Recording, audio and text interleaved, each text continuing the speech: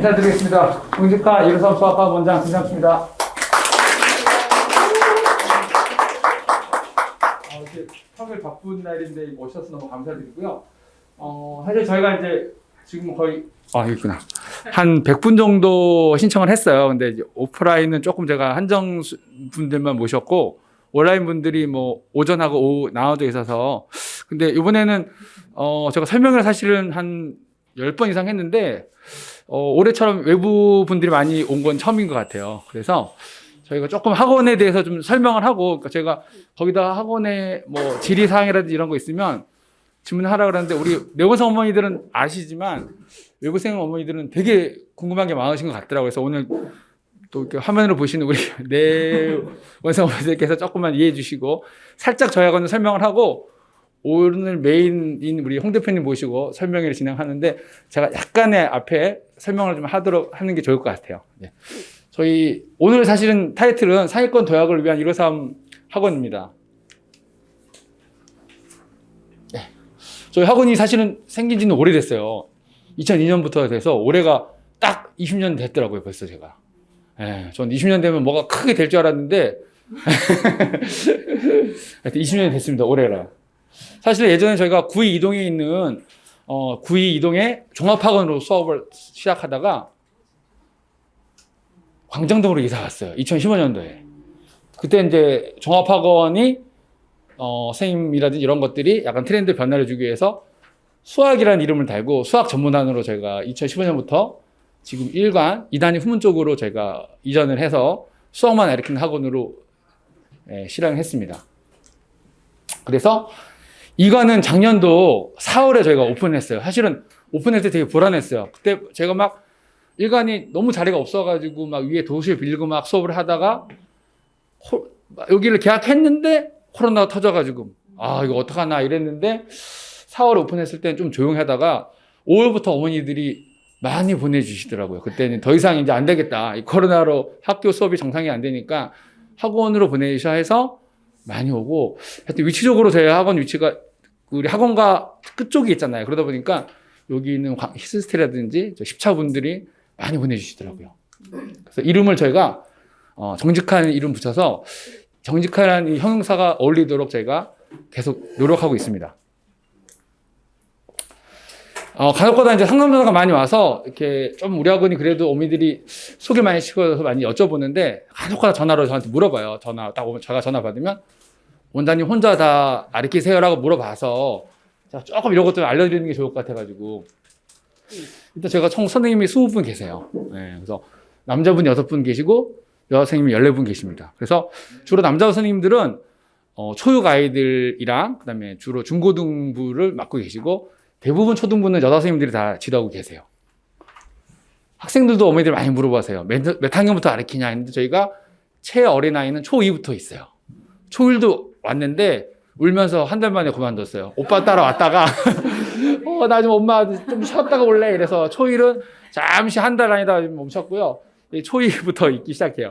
초3은 많습니다. 초3이 꽤 많아요. 저희 학원에 35명 이상 다니고 있습니다. 네, 초3이. 그리고 1, 2관 합쳐서요? 네, 1, 2관 합쳤습니다. 네. 선생님도 1, 2관 합쳐서? 그렇죠. 1관 합쳤습니다. 네. 그래서 고3생들은 다니다가 이제 어제 수능을 무사히 잘 봤겠죠. 네. 그리고 저희 학원 이제 수업 현황은 저희는 무조건 초등부는 주 3일 하고요. 월수금 한목도 딱 2시간씩 정해져 있습니다. 네. 정해져 있고. 저희 사실 학원의 가장 모토가 1대1 개인별 맞춤 학습으로 수업을 하고 있어요. 그래서 아이들이 언제든지 오면 그 친구의 약한 부분부터 다시 수업을 나가는 게 저희 학원의 가장 큰 장점이라서 어머니들이 많이 선호하고 좋아하시는 것 같아요. 네. 중등부도 똑같이 주 3일인데 2.5시간, 그러니까 2시간 반 수업을 하고 있습니다. 근데 중1은 사실은 개별 수업하고 있고요. 중2, 중3들은 또 고등부는 전부 다 그룹별, 수준별 수업을 하고 있어요. 근데 수준별이 조금 아쉬운 게 월수금이 안 되고 화목토 가야 되는 친구가 이제 영어학원 때문에 월수금 오라 그러면 그냥 오라 그러는데 가급적이면 제가 진도별 또는 수준별로 맞춰서 수업을 하려고 노력을 하고 있습니다. 네. 교육 철학은 사실은 뭐 오다 보면 현수막도 보셨겠지만 저는 세상에 똑같은 나이는 없다가 저의 캐치프레이즈예요. 그래서 정말 학생마다 정말 다 이해도도 틀리고 아는 것도 틀리고 진도도 틀리고 이러기 때문에 요거를 모토로 저희가 수업하는 게 아까 말씀드린 이제 개인별 맞추는 학습으로 진도를 나가고 있어요. 그래서 사실은 진도도 다 틀려요. 어떤 친구는 책 두세 권을 2달 만에 끝내고 어느 친구는 안타깝지만 넉 달 이상 걸린 친구도 있고 이렇습니다. 그리고 교재도 사실은 저희가 뭐 차상의 수학까지 푸는데 차상의 수학 못 푸는 친구는 저희는 기본적으로 안 풀어주는 게 저희 생각이에요. 그러니까 보통 엄마들 제가 상담해보면 놀라운 게 80% 어머니들은 차상의 수학을 가지고 항상 학원에 오셔서 보여주세요, 저한테. 근데 풀 수 있는 친구는 그렇게 많지 않은 것 같아요. 그래서 저희 차상의 수학은 능력되는 친구는 풀어주지만 그렇지 않은 친구들은 조금 저희가 센 정도까지 정도로 해서 이렇게 자제시키고 있습니다. 그리고 숙제 양도 좀 조절해주고 있어요. 보통 많지 않은데 너무 힘들어하는 친구는 좀 줄여주고 대신에 하나껏 어머니들이 학원에서 숙제 다 하고 오면 안 되냐? 그럼 저희는 그건 안 된다 그래요. 무조건 집에서 숙제는 해야 돼요. 학원에서 숙제하고 하는 학원은 아닙니다. 그리고 제가 또 생각하는 것 또 하나 교육 철학은 소통이라 그래서 사실 요새 어머님들 대부분 맞벌이 어머니들이 많잖아요. 직장맘이. 그래서 학습알림 카톡이라 그래서 저희가 2주에 한 번씩 아이들 뭐 진도라든지 숙제라든지 시험 성적 같은 걸 항상 어머니한테 알려드리고 있어서 요거에 대한 반응도 어머니 되게 좋으신 것 같아요. 네. 제가 생각하는 수학이 제일 중요한 건 초등학생은 일단은 자신감, 즐겁게 수학하는 게 저는 되게 중요하다고 생각을 합니다. 그래서 가급적이면 아이들 자기 맞는 진도랑 교재로 보통 이제 우리 흔히 말하는 교재 한 권을 7, 80%를 본인 스스로가 푸는 교재가 자기한테 어머니 레벨 맞는 교재라고 생각을 해요. 20, 30%는 저희가 도와주지만 요게 안 되는 교재는 무리라고 저는 생각이 돼요. 그래서 수학은 초등부는 무조건 자신감 시켜주는 게 가장 중요한 것 같습니다. 그리고 가장 중요한 거, 기다림. 정말 아이가 좀 이 시간이 길어질 수도 있긴 하지만 정말 학생에 따라서는 오래 기다려서 좋아지는 친구도 꽤 많이 있어요. 근데 너무 급하게 끌지 말고 아이가 정할 수 있도록 잘할 수 있도록 기다려주는 게 저희 생각의 교육의 하나입니다. 사실은 이제 어머니들이 가장 많이 물어봐요. 가장 좋은 학원이 뭐냐? 저는 딱 한마디로 정할 수 있습니다. 가장 집에서 가까운 학원이 제일 좋은 학원입니다. 그래서 우리 이 강릉대 일대 학원 어머니들은 차를 타고 멀리 보내고 이러는데 그보다는 걸어서 갈 수 있는 학원. 물론 저희 학원도 군자동이나 자양동이나 중국동에서 오긴 오는데 그만큼 좋다는 얘기겠죠. 어쨌든 가장 좋은 학원이란 걸어올 수 있는 학원이 제일 좋은 학원 같습니다. 제가 보기에는. 그래서 저희가 이제 광진을 대표하는 학원들이 사실 몇 군데 있어요. 아직 저희가 어머니 흔히 말하는 대형 학원은 아니지만 이제 광진을 대표하는 학원으로 거듭나기 위해서 오늘 이런 자리를 마련하게 됐습니다. 네. 자, 상위권 도약을 위한 사실은 제가 요거를 꼭 말씀드린 게 뭐냐면 저희 학원에 오래 다닌 친구들도 최근에 우리 초육 친구도 있었어요. 사실은 송파에 있는 청땡 학원을 다니다가 못 견뎌서 우리 학원에 왔어요. 5학년 더 와가지고 지금 중학교 2학년 나가고 되게 적응 잘하고 있는데 어머니가 저한테 전화가 와서 그 어머니는 상당히 얘기를 많이 해주세요. 원장님, 요번에 김땡땡 학원 가서 시험 봤는데 레벨 2가 됐다. 근데 이번에 6학년 마치고 이제 예비중 가는데 그 학원 갔는데 걱정돼요. 가기로 할 건데 적응 못하면 어떡하죠? 그러길래 제가 어머니 오늘 설명회 들어보고 나서 결정하시라고. 그러니까 굳이 흔히 말하는 제가 보기에는 요새 대형학원이라는 추세가 그냥 한 반에 많이 들어놓으면 대형학원이에요. 저희도 사실 그럴 수 있어요. 저희도 한 반에 10명 넣을 수 있는데 제가 그러지 않는 것 뿐이지 대형학원이라서 한 반에 12명, 6명 있는 거는 글쎄 거기에 과연 수업이 될까라는 생각이 들기도 하는데 어쨌든 저희는 상위권 도약을 위해서 오늘 자리를 마련했습니다. 네, 오늘 사실 선전포고를 하는 뭐냐면 이건 이제 뭐 굿땡땡, 깊은 땡땡 여러 가지가 있지만 이제는 저희가 사실 상위권 아이들을 예전에는 열심히 해가지고 아이들이 거기 1레벨 갔다 그러면 제가 축하해줬어요. 잘했다고. 근데 이제는 그러지 않을 거예요. 상위권을 뺏기지 않는 우리 학원으로 거듭나려고 오늘 이 자리를 마련했습니다. 자, 정직한 1호 수업 수학학원이 상위권을 위해서 수학의 힘이라는 클래스를 제가 도입을 할 거예요. 그래서 오늘 그 자리 때문에 우리 홍 대표님을 모시고 이 설명회를 준비하게 됐습니다. 소중한 우리 아이들을 위한 멋진 설명회 우리 홍 대표님 모시고 수업하겠습니다. 네.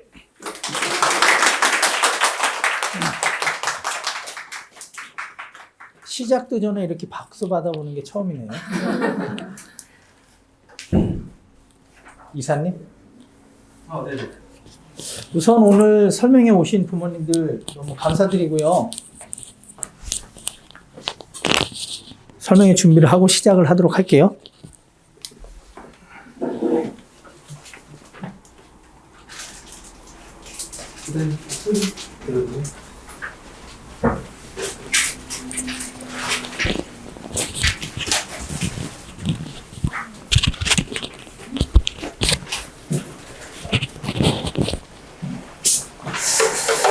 정식으로 다시 인사드리고 설명회를 시작하겠습니다. 자, 안녕하세요.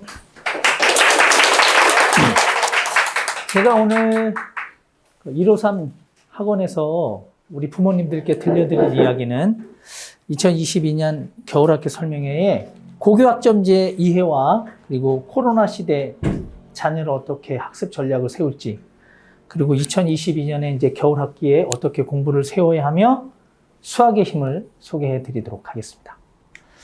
오늘 들려드릴 이야기는 세 가지입니다. 고교학점제, 올바른 이해와 대응, 그리고 이 고교학점제는 제가 유튜브라든지 다른 그 방송들 혹은 인터넷을 통해서 많이 이제 방송들을 봤는데 너무 어렵게들 설명을 해서 제가 오늘 세상에서 제일 쉬운 고교학점제 설명회를 진행을 해드릴 거예요. 그 위드 코로나 시대에 접했어요. 이 시대에 아이들을 어떻게 키워야 되는지 관련된 이야기를 해드리고, 말씀드린 대로 수학의 힘 소개 및 겨울학기 학습 전략 말씀드리도록 하겠습니다. 저는 우선은 수학의 힘의 대표입니다. 아까 우리 어머님 중에 한 분이 수학의 힘 버전 1의 교재를 써보셨다고 얘기를 해요. 시중에 저희 수학의 힘 교재가 나와 있는 건 아시죠? 네, 몇 분 잘 모르시네요.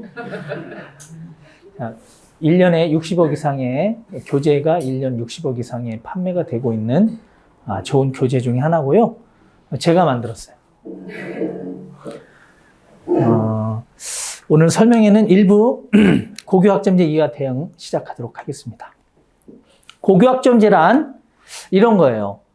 학생들이 진로에 따라서 다양한 과목을 선택, 이수하고 학점이 기준점에 도달하면 졸업하는 제도가 바로 고교학점제입니다. 이걸 좀 더 편안하게 설명을 드리면, 고등학교를 대학교처럼 학생들이 교과목을 선택할 수 있게 하고 강의실을 옮겨 다니며 수업을 들을 수 있고 졸업에 필요한 학점을 따서 졸업시키는 제도가 바로 고교학점제예요. 자, 그러면 고교학점제에 대한 좀 더 구체적인 이해는, 교육의 과정은 학생이 교육의 과정에 과목을 직접 선택할 수 있다는 겁니다. 그리고 학점으로 졸업을 이수시키는 제도란 뜻이에요. 그리고 수강의 신청은 학생이 필요와 수요에 따라서 자신이 듣고 싶은 과목들을 듣고 선택할 수 있게 한다는 것이고요. 그럼 수업은 학생이 주도하고 참여할 수 있는 수업으로 전환시키겠다는 것이고, 그리고 평가는 우리 부모님들이 대학에서 받았던 성취평가제, 즉 A, B, C, D, E, F 등급처럼 A, B, C, D, E, I 등급으로 성취평가제로 바뀌고, 그리고 평가는 과정 중심 평가로 바뀐다는 거예요. 이 과정 중심 평가가 엄청 중요한 변화예요. 오늘 이 부분에 대해서 제가 말씀을 드릴 거예요. 그리고 이수는 성취 기준점에, 즉 학점이 기준점에 도달하면 이수하는 것이고, 또 그리고 미이수 시, 즉 학점이 원하는 학점에 도달하지 못했을 때 그걸 재수강 및 보충 등을 통해서, 대학에 뭐가 있죠? 계절학기제를 통해서 F 학점을 받은 학생들을 C 이렇게 받을 수 있게 하는 것처럼 똑같이 미수의 경우에 보충 프로그램이 적용된다는 겁니다. 그 학점의 취득은 최소한의 성취 수준 도달 시에 취득하는 거예요. 그게 바로 40%인데, 40%라는 것은 그냥 100점 만점에 40점 정도 맞으면 학점이 받고 이제 졸업에 필요한 점수로 필요한 학점으로 인정된다는 뜻이고요. 이제 졸업은 설명드렸듯이 필요한 학점이 도달하면 졸업을 시킨다는 의미입니다. 자, 그럼 이제 어떻게 그러면은 과목이 그리고 어떤 공부들이 이제 고등학교 1학년, 2학년, 3학년 때 이루어지는지를 말씀드릴게요. 고등학교 1학년 1학기 혹은 2학기까지 배우는 것은 공통 과목이에요. 공통 과목은 수학, 지금으로 말하는 고등수학 상하의 과정, 그리고 통합사회 통합과학은 공통 과목입니다. 이게 대학과 조금 차이가 나는 거예요. 대학은 공통 과목이 전공별로 달라질 수 있죠. 혹은 문과, 이과로 달라질 수 있죠. 그럼 대학으로 굳이 이걸 비유하자면 전공 필수나 교양 필수 과목 정도가 공통 과목에 해당한다, 이렇게 보시면 되겠습니다. 자, 그 다음에 선택 과목으로는 1학년 2학기부터 시작이 돼서 3학년 2학기까지 요 세 가지가 중요해요. 일반 선택 과목이 있고 융합 선택 과목이 있고 진로 선택 과목이 있는 거예요. 자, 일반적인 선택 과목은 지금의 고등학교 교과 과정하고 크게 다르지 않는 미적분이라든지 확통이나 윤리와 사상, 생명, 화학, 물리 등등 우리가 흔히 아는 과목들이 일반 선택 과목에 해당하고, 그럼 융합 선택 과목은 이제 새롭게 도입되는 좀 더 창의적인 과목들, 그래서 인공지능 수학이라든지 여행지리, 우리는 세계지리, 인문지리만 배웠잖아요. 이제 여행지리, 그리고 융합과학, 과학에서 이제 융합과학으로 발전된, 그리고 이제 진로 선택 과목은 이것은 좀 더 전문화된 과목을 이야기하는 거예요. 우리가 일반 선택과 융합 선택에서 선택할 수 있는 것은 예를 들어서 물리와 물리 2까지, 화학과 화학 2까지, 생명과학과 생명과학 2까지 이렇게 적용이 될 거예요. 그런데 진로 선택에서는 수학도 미적분 이상의, 확통 이상의 심화 수학을, 그리고 정치, 경제도 국제 정치를, 그리고 물리학도 대학에서나 배울 수 있는 고급 물리학을 이렇게 자신의 진로를 위해서, 자신의 전문 교과를 위해서, 진학을 위해서 필요한 과목을 이수할 수 있게 한다는 것이 바로 고교학점제입니다. 이해들 가시죠? 예. 자, 그리고 고교학점제에 따라 그러면 변화하는 것들이 있어요. 어떤 게 변화하는지 보겠습니다. 자, 교육과정은요.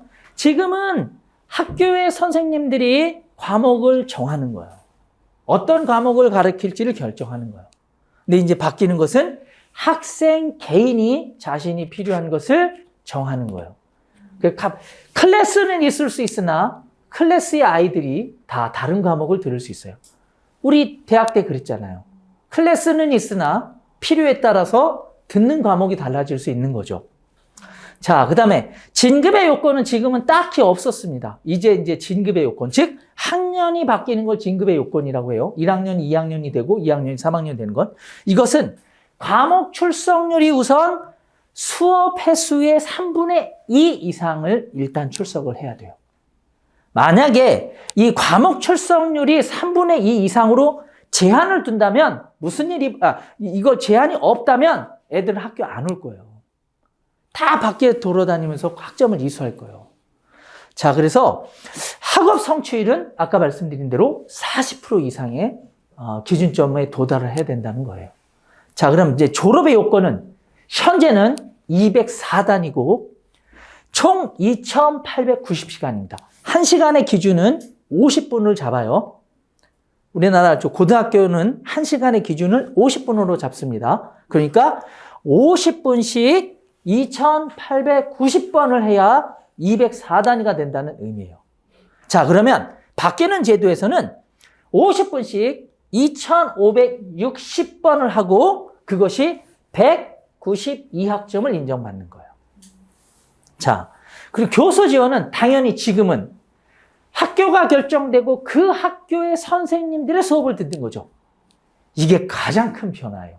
이제는 내가 우리 학교에서 당연히 수업을 들어도 되죠. 그게 가장 편할 테니까. 그런데 이런 거죠. 이것 때문에 고교학점제가 사실은 시작된 거예요. 이게 뭐냐면 물리를 엄청 좋아하는 학생이 자신의 학교에는 물리 2까지밖에 없어요. 근데 물리2까지 다 이수한 후에 관심이 더 깊어서 고급 물리학을 하고 싶은 거예요. 그리고 고급 화학을 하고 싶고, 근데 일반 학교에는 고급 물리학과 화학이 열려있지 않아요. 일반 대부분의 학교에는. 그래서 그럼 그 과정이 열려있는 학교에 가서 수업을 듣고 학점을 딸 수 있다는 거예요. 그게 예를 들어서 고급 물리학과 고급 화학이 열려있는 학교는 대표적으로 전국형 자사고들이 열려져 있어요. 그럼 하나고에 가서 혹은 외대부고에 가서 상산고에 가서 심지어는 고등학교에 열려있지 않으면 대학에 가서 따서 와도 됩니다.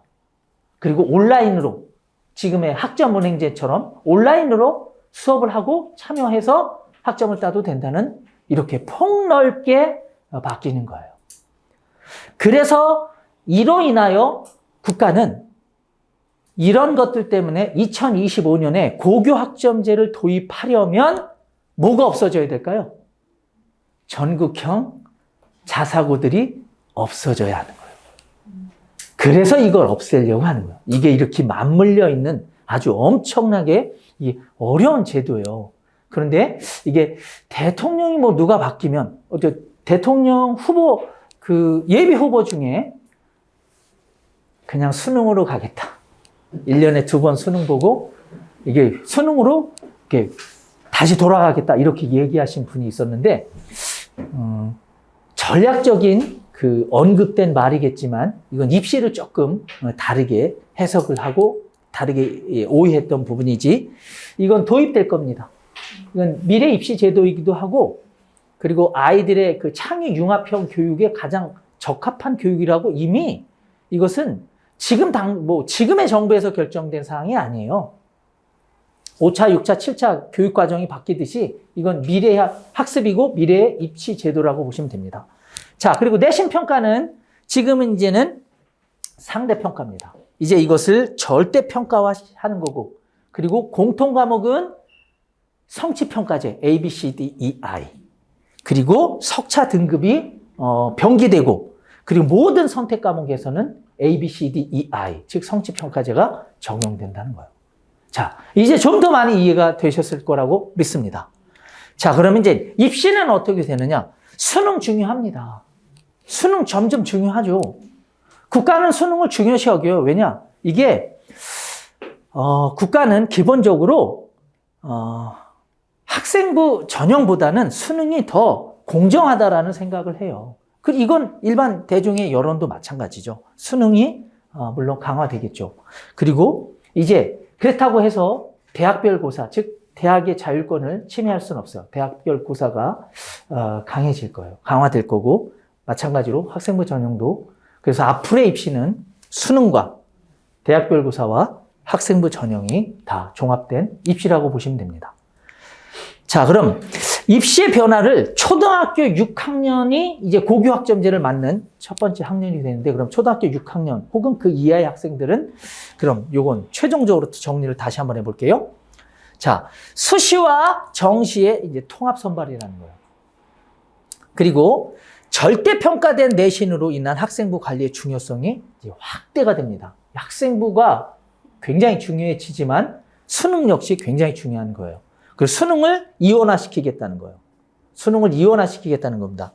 자, 수능 이름 뭔가요? 지금처럼 객관식 형태의 수능, 기초 학력평가를 하는 객관식 유형, 그리고 수능2는 고차원적인 사고 능력을 평가할 수 있는 주관식 서술형 수능. 그래서 각 지방자치제들이 IB, 인터내셔널 바칼로레아에 관심 갖기 시작한 것도 이런 미래형 입시가 논서술형 입시가 들어오기 때문에 그런 것입니다. 자, 이렇게 세상은 바뀌고 있어요. 이 세상이 바뀔 때 얼마나 중요한지를 우리 부모님들, 현장에 계신 부모님들, 그리고 온라인으로 참석하고 계신 부모님들 입시가 바뀌는 것이 무엇을 의미하는지 이렇게 단적으로 한 가지 예를 들어볼게요. 우리나라는 2007년도에 입학사정관제가 적용됐어요. 그리고 우리 부모님들이 대부분 시험을 보셨던 것들은 수능이셨죠. 학력고사 보신 분은 없잖아요. 뭐 여기 오신 우리 부모님들 대부분 30대 말이시잖아요. 그렇지. 이 정도의 서비스 멘트를 했으면 이렇게 반응이 이렇게 나야죠. 자, 우리 부모님들 수능을 보셨단 말이에요. 2007년도에 뭐 수능을 치르신 분이 혹시 있을 수 모르겠어요. 계산은 2007년도에 우리나라에 처음으로 입학사정관제가 도입됐어요. 이때 우리나라 입시는 이런 거였어요. 처음으로 입학사정관제가 도입됐을 때, 수시가 도입됐을 때 이랬어요. 뭐냐?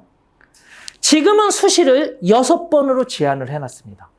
6회로, 6개의 학교로. 근데 처음에 입학사정관이 처음 적용됐을 때는 제한이 없었어요. 그래서 저 강 건너 조금 더 남쪽으로 간 저쪽 지역 아이들은 기본적으로 입시 컨설팅들을 통해서 50개 이상의 대학에 지원서를 냈어요. 포트폴리오를 그냥 A4 박스 한 박스씩 만들어서 뭐 복사로 찍어내면 되니까. 그래서 전국에 있는 1위부터 50개 대학에 그냥 50개씩 집어넣어서 그 중에 하나 걸리면 들어가는 거였어요. 그때 그래서 말도 안 되는 일들이 벌어지기 시작했죠. 뭐 전국에 150등 전교 150등 하는 아이가 연세대학을 간다든지, 50등 이상 하는 아이가 서울대를 간다든지, 이런 일들이 입학사정관 초기에 엄청난 일들이 벌어졌어요.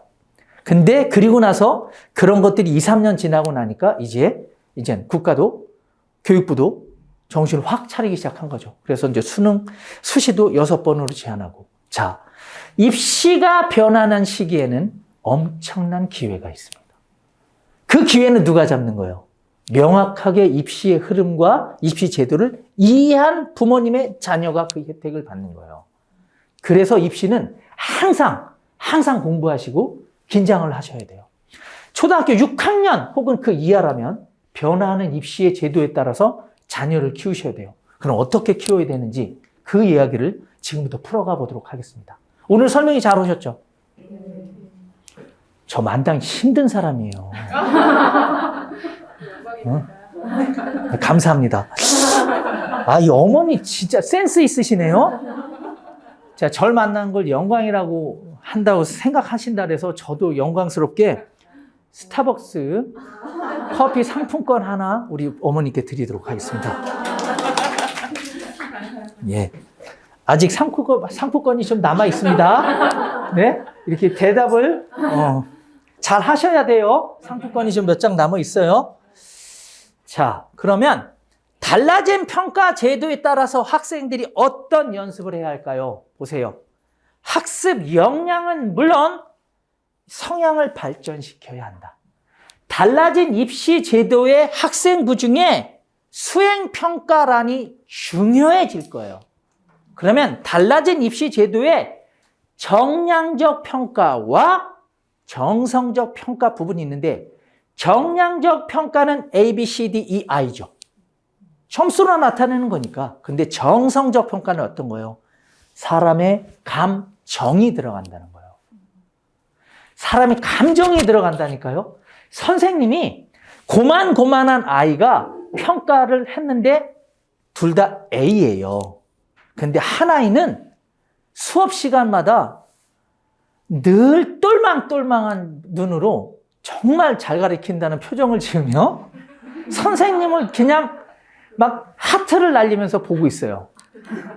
근데 한 아이는 맨날 저거 학원서 배운 건데 뭘 가르치느냐고 맨날 고개를 떨구고 있어요.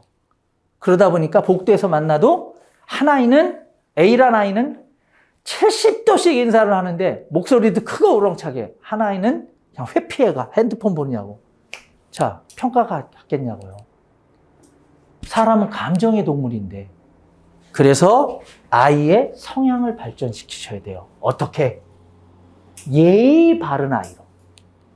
예의 바른 아이로. 예의가 반듯한 아이로. 이게 굉장히 중요한, 앞으로 입시에서 굉장히 중요해요. 제 얘기들 하셔야 돼요. 제가 어제 제 아내와 얘기를 하는데, 어제 아내가 우리 아이를 엄청 혼냈다 그래요. 그래가지고 제가 와 진짜 그러면 안 된다고 그랬는데, 그럼 지금 뭘 가르쳐야 되냐고. 초등학교 2학년 때까지는 영어로 말만 잘하게 하면 되고, 그럼 지금부터는 예의가 반듯한 아이로 키우는 게 중요하다고 어제 그렇게 또 가르쳤네.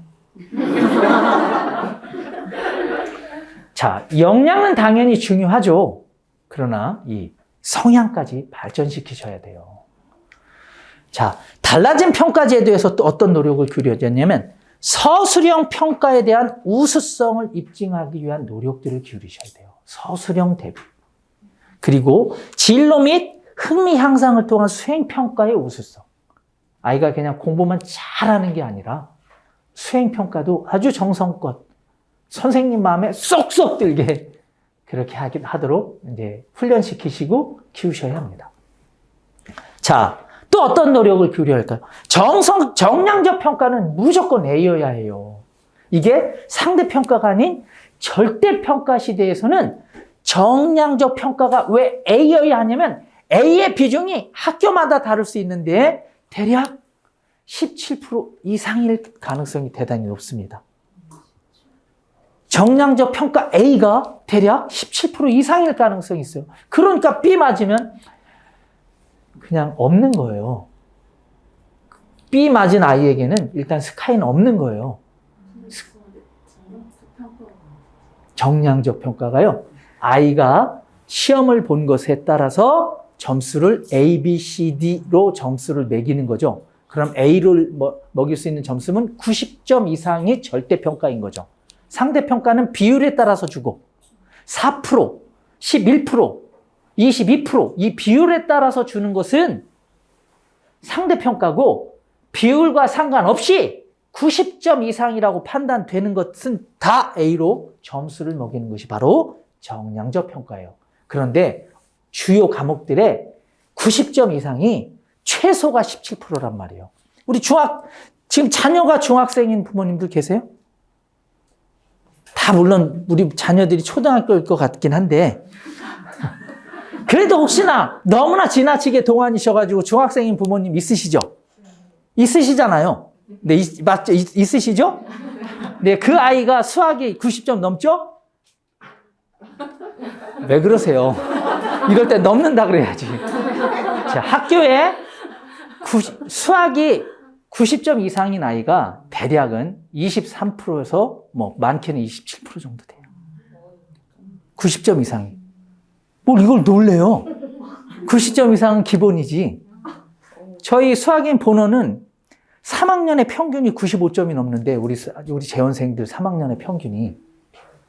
자, 이해 가셨죠? 정량적 평가? 정량적 평가는 A, 즉 90 이상. 그럼 정성적 평가는 입체적인 이제 학생부를 만든다는 거예요.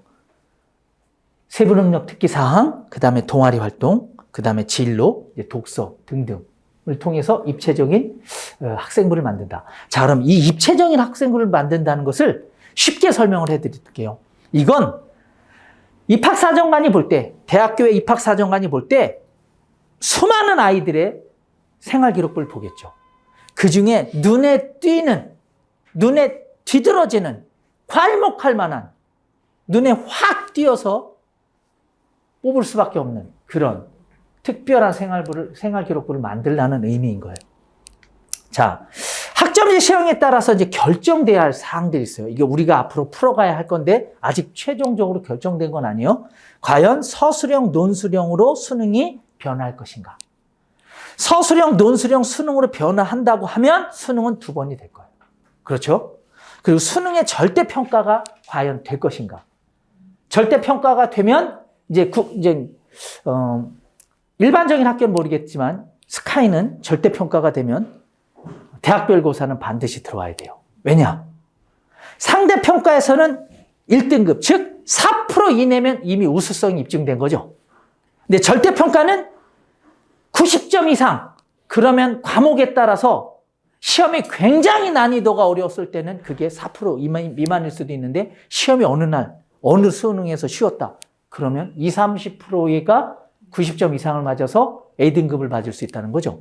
그러면 서울대 입장에서, 고대 입장에서 최고의 등급, 즉 4% 이내에 최우수한 아이들을 뽑고 싶은데 20, 30%의 A등급 아이들 뽑기가 좀 곤란할 수 있다는 거죠. 그랬을 경우에 를 대비해서 이젠 대학별 고사도 중요해진 부분이라는 거죠.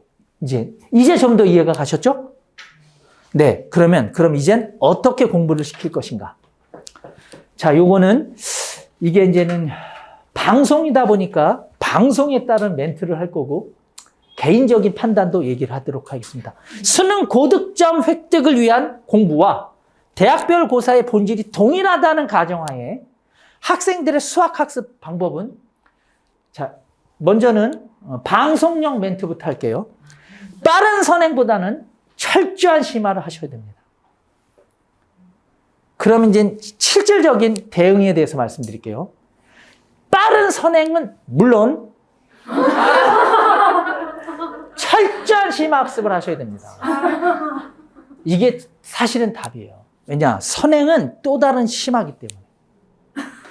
중학교 2학년 1학기 과정의 함수 부등식 연립 방정식은 1학년 1학기 과정에 방정식과 방정식 활용이 잘 됐다는 베이스 하에서 잘할 수 있는 거예요. 1차 방정식이 제대로 돼야 2차 방정식을 할 수 있는 거예요. 자, 그런 면에서 빠른 선행은 물론이거니와 심화 학습이 이루어져야 된다는 것이 포인트입니다. 이해 가셨죠? 예. 그리고 이제 정리를 이렇게 더 깔끔하게 해드릴게요. 자, 실력은 뭐로 드러내야 되나요? 성적으로. 아이의 내가 실력이 있으면 성적으로 드러내면 돼요. 그런데 국가는 이미 2015 개정 교육과정에 들어온 게 바로 6대 핵심 역량이에요. 국가가 2015 개정 교육과정에 들고 나온 것이 6대 핵심 역량입니다. 이 6대 핵심 역량 6가지 중에 하나가 뭐가 있느냐면 뭐 의사소통 능력 이런 것도 있는데 6대 핵심 역량 중에 가장 흥미로운 게 심미적 감성 역량이라는 게 있어요. 심미적 감성 역량. 와, 말이 너무 어렵잖아요. 이것은 그냥 공감 능력이라고 보시면 돼요. 공감 능력이라고 보시면 됩니다. 국가는 앞으로 이것도 역량으로 보겠다는 거예요. 아이가 공부만 죽어라고 하는데 전혀 공감 능력이 없어. 이걸 인재로 보지 않을 수 있다는 거죠. 전통적으로 공부를 아주 잘하는 아이들 중에는 별로 효자가 없어요. 엄마가 아파도 일단 학원부터 가는 애들은 그렇잖아요? 전통적으로 그래도 공부를 조금 덜 하는 애가 효자. 일단 엄마가 아프면 기회잖아. 그쵸? 제사, 야, 이거 어떻게든지 엮어야 돼. 학원 가지 않으려고 엮어야 되고. 내 아빠 생일 어떻게든지 학원 빠져야 되는 이렇게. 자, 공부 잘하는 애들 그런 게 어딨어요. 응? 그냥 학원이 먼저지, 일단. 자, 이제 심리적 감성 역량까지 6대 역량이 들어왔대요. 왔대요가 아니 이미 들어와 있어요. 자녀를 어떻게 키우셔야 되는지 지금 이제 정말 심각하게 고민하셔야 될 때요. 거기다가 이제 성향까지 봐야 돼요. 아이가 학습에 임하는 자세. 아이가 학습에 임하는 자세. 옛날에는 그래서 뭐가 중요한 거예요? 과정 중심 평가라는 거예요. 자세는 언제 보는 거예요? 네, 수업 시간, 평상시. 결과는 언제 보는 거예요? 그냥 시험의 결과로. 그러니까 과정 중심 평가, 아이의 학교에, 생활에 임하는 자세, 그 과정을 보겠다는 거예요. 자, 이렇게 해서 1부의 강연을 마치도록 하겠습니다. 자, 이제 곧바로 자, 2부의 강의를 시작하도록 하겠습니다. 자, 오늘 잘 오셨어요? 잘 안 오셨어요? 잘 오셨죠? 이런 설명회 들어보셨어요? 못 들어보셨어요? 못 들어보셨죠? 자, 그러면 오늘 어떤 일이 벌어져야 돼요? 오늘 이런 설명회를 오늘 처음 들었으니까 오늘 어떤 일이 벌어져야 되는지 미리 여기서 답을 드릴게요. 제가 광진의 이 맘카페는 잘 몰라요. 강동 맘카페는 좀 소식을 들어서 하는데 광진 맘카페가 어떻게 활동이 이루어지는지 모르고 어떤 맘카페가 있는지 모르겠지만 오늘 맘카페는 일단 뒤집어져야 돼요. 하실 거 안 하실 거요? 안 할 거면 가고. 자, 내용이 정말 좋으니까 더 들어보시고 결정하세요. 아직은 그냥 아직 내가 맘카페 올릴 정도는 아니다 싶으면 더 듣고 결정하셔도 돼요. 아시겠죠? 지금 눈빛으로 맘카페 올리실 분은 지금 3분 정도 있어요. 자, 코로나 시대 자녀를 어떻게 키울 것인가? 2부의 내용은 이겁니다. 불확실한 시대의 현명한 자녀 교육에 대해서 제가 이제 지금부터 현명한 자녀 교육법에 대해서 말씀드릴게요. 부모님들 요즘 걱정이 많으실 거예요. 저도 많습니다. 자식을 키우는 부모 입장에서 정말 걱정이 많아요. 우리는 생각지도 못하게 너무 빠르게 미래로 왔어요. 미래를 예측한다는 것이 정말 어려워요. 그리고 분명한 것은 미래는 지금과는 다른 세상이에요. 미래를 예측하는 것이 아무리 어렵다고 해도 예측하셔야 돼요. 그 예측하고 준비하셔야 합니다. 자녀 교육은 이유와 목적이 분명해야 돼요. 이유와 목적이 분명하지 않은 자녀 교육은 혼선을 빚어요. 나중에 갈 길을 잃습니다. 그래서 목적이 이끄는 자녀 교육이 필수인 거예요. 내가 내 자녀를 어떻게 키울지 이것에 대한 분명한 목적과 이유가 있으셔야 돼요. 그냥 학원에 떡 맡겨놓으시면 안 돼요. 어쩔 수 없이 하는 일과 분명한 목적을 가지고 하는 일의 결과가 달라요. 그렇듯이 자녀 교육도 목적이 분명할 때 더 잘 하실 수 있습니다. 그럼 자녀 교육에 성공하려면 어떻게 하는지 몇 가지를 정리해 보도록 할게요. 우선 원칙이 있으셔야 돼요. 자녀 교육에는 분명한 원칙이 있으셔야 됩니다. 그 원칙이 흔들리거나 그 원칙이 무시되거나 원칙이 급작스럽게 변하거나 하면 자녀 교육은 잘 하시기 어려워요. 자, 두 번째는 과정을 중시해야 합니다. 과정을 중시하지 않으면 과정을 중시하지 않고 만들어낸 성공은 언제나 불안정한 법이에요. 이미 잘 아시다시피 스포츠 스타들이나 연예계 스타들 중에 학폭에 휘말려서 인생이 하루아침에 달라지는 것들을 보셨잖아요. 그래서 과정을 중시해야 해요. 우리나라처럼 과정을 중시하지 않는 나라를 본 적이 없어요. 너무나 안타깝게. 이젠 근데 세상이 정말 많이 바뀌었어요. 정말 많이 바뀌었습니다. 제가 미국하고 캐나다에서 공부하고 돌아왔어요. 유학파예요. 미국하고 캐나다에서 공부하면서 본 게 뭐냐면 기본적으로 노인에 대한 공경, 그리고 여자에 대해서 보호, 어린아이 우선 이런 것들이 있어요. 우리는 어때요? 우리는 오랫동안 남존여배. 이 문화 속에서 우리는 이 동양은 컸어요. 이게. 그런데 얼마 전에 이 정치권에서 여성가족부를 없앤다는 이런 정말 말도 안 되는 얘기를 듣고, 이야, 머릿속에 무슨 생각을 하는 거야 라는 생각을 하게 됐어요. 그것도 하버드에서 공부했다는 친구가. 뭘 본 거예요? 뭘 본 거야? 응? 미국에 가서 뭘 본 거냐고 도대체. 자, 여성은 존중되어야 돼요. 아이들은 보호받아야 되고 너희들은 공경의 대상이 되어야 되는 거예요. 가정이 중시되어야 돼요. 가정을 무시한 성공은 언제나 불안정한 법이에요. 지금의 대선 주자들은 얼마나 마음이 불안하겠어요. 근데 이 세상은 바뀌어야 돼요. 그래서 너무 진짜 걱정이 많이 돼요. 이 나라가. 진심으로. 그리고 지속성이 있어야 합니다. 중간에 포기하시면 좋은 결과를 못 만들어요. 그래서 지속적으로 하셔야 돼요. 제가 오늘 이거 팁 하나 드릴게요. 제가 책을 좀 좋아하는데 책을 읽는데 이제 심리학 책을 읽었어요. 심리학책에 이런 게 있었어요.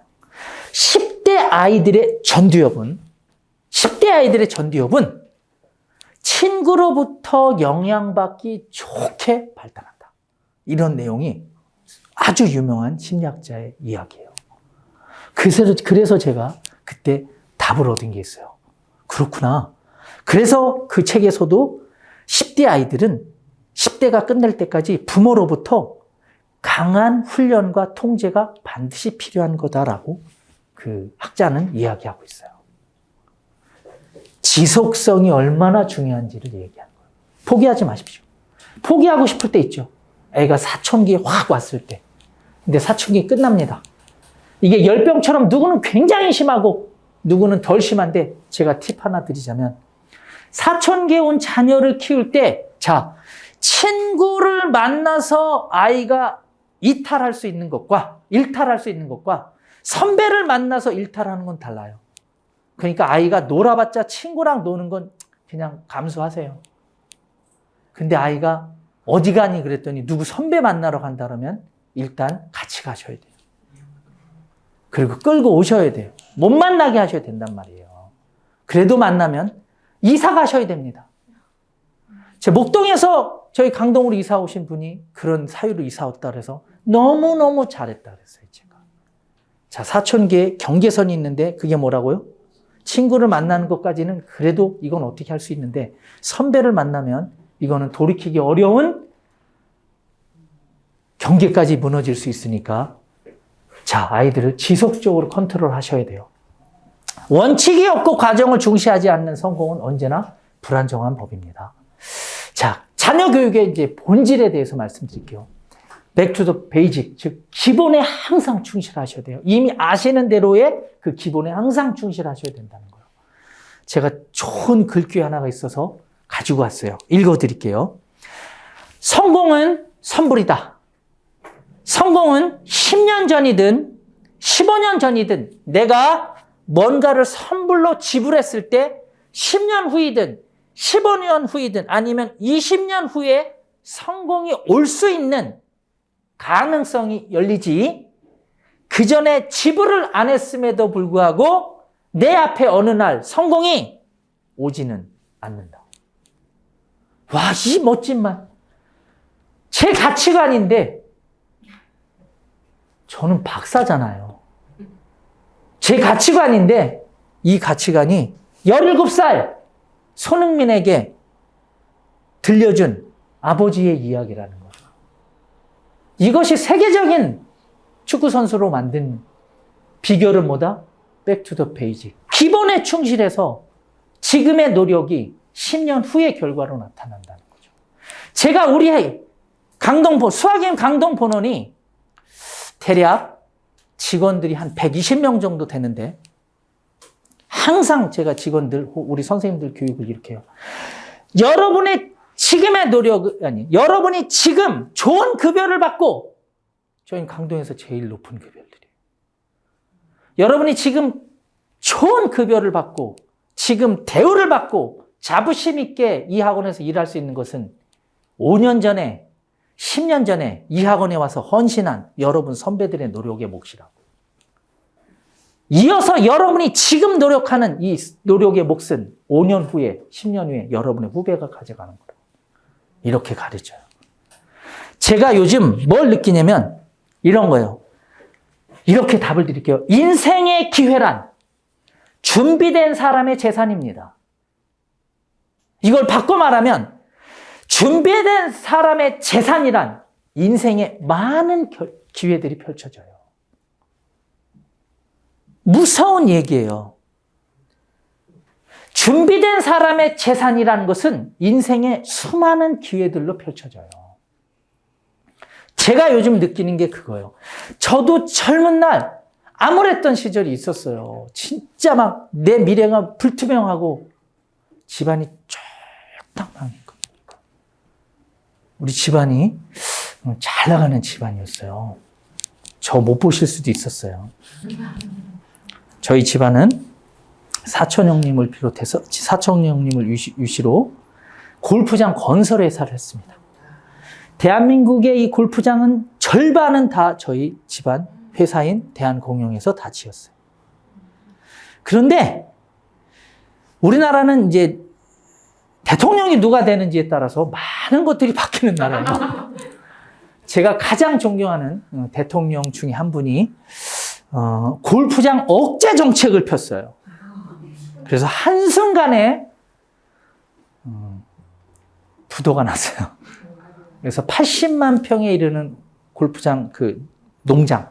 왜냐면 농장에 좋은 소나무 그리고 우리 금잔디 이런 것들이 있어야 골프장을 지을 수 있는 거잖아요. 그렇죠? 돌 이런 안성에 80만 평의 농장이 있었는데 부도로 날아갔어요.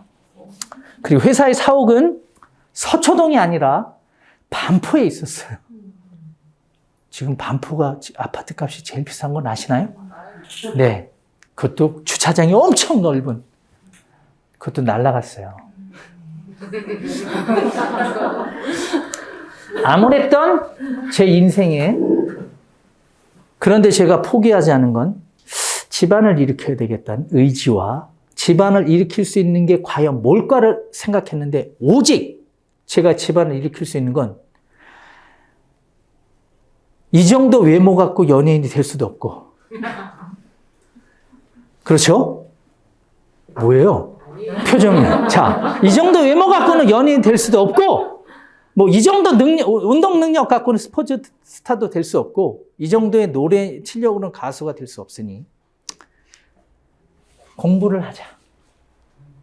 공부를 하자고 결심한 거예요. 그래서 포기하지 않고 국가장학생을 준비하고 우리나라에서 전 세계에서 가장 좋다는 학교들에서 공부를 하고 돌아온 거예요. 그렇게 했더니 지금 그 젊은 날에 이제 37살에 들어왔는데 37살에 와서 지금까지 얻은 이 선물들은 다 제 젊은 날의 땀이라는 거예요. 땀. 제가 이런 얘기 잘 안 하는데 오늘 조심스럽게 이런 얘기를 할게요. 저희 학원은 잘 돼요. 깜짝 놀라실 거예요. 이따 얼마만큼 잘 되는지 얘기를 해드리면 깜짝 놀라실 거예요. 근데 제가 가끔 이런 생각을 해요. 이건 제 얘기가 아니라 저희 학원의 행정실에 직원분 한 분이 해준 얘기예요. 그 행정실의 직원분이 원래 음악학원 원장님 출신이거든요. 근데 이렇게 얘기했어요. 우리 대표님은 머리도 좋은데 죽기 살기로 노력한다고. 그런데 다른 원장님들은 자기도 원장 출신이니까 다른 원장님들은 우리 대표님만큼 머리도 안 좋은데 대표님만큼 노력도 안 한다고. 죄송해요. 잘난 체한 것 같아요. 인생의 기회란 결국 교육의 힘과 어느 정도가 아니에요. 어느 정도 이상이 연결되어 있어요. 그래서 좋은 직업을 갖기 위해서는 좋은 교육이 필수 요건입니다. 직업과 교육은 그래서 불가분의 관계인 거예요. 자녀 교육의 이유와 목적에는 역시 좋은 직업과 관련이 있는 거예요.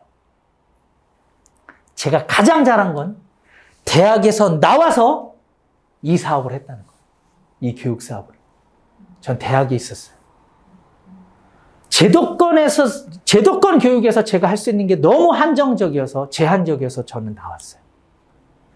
현명한 자녀 교육을 위한 팁을 하나 드리도록 하겠습니다. 자녀 컨트롤 연령을 높이셔야 그 아이가 성공합니다.